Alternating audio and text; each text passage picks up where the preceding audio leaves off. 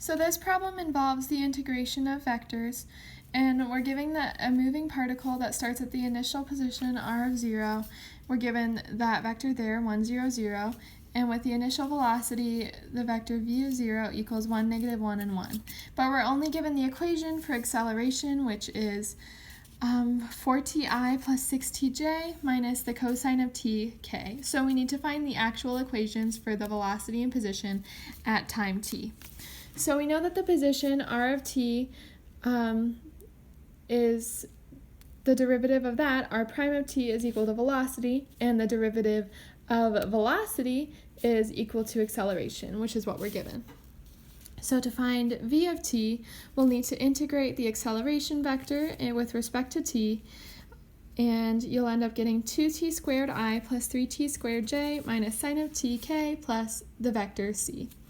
So we need to find the vector c so that we can integrate it to the position vector, and they give us the initial vector of the initial vector of velocity 1, negative 1, 1.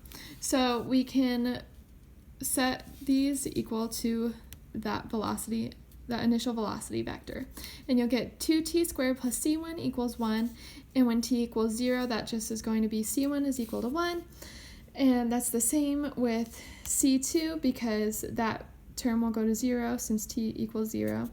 So c2 is equal to negative 1, and the same thing with c3 when you set that equal to the initial velocity vector 1 because sine of 0 is equal to 0.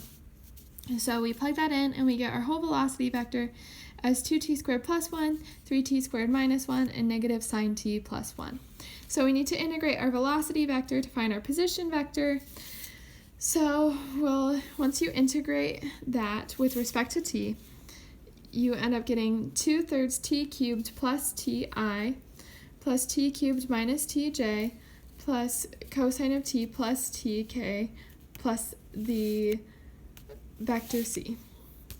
So we'll do the same thing that we did up here where we set that equal to the initial position vector that they gave us, 1, 0, 0, because this time we solve for position, whereas before we solve for velocity, so we set it equal to the initial velocity vector.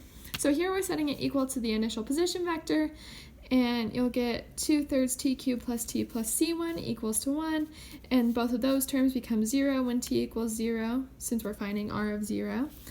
So c1 is equal to 1. The same thing happens with c2, where both of these terms end up as 0, so c2 just ends up equaling the initial vector that we're given.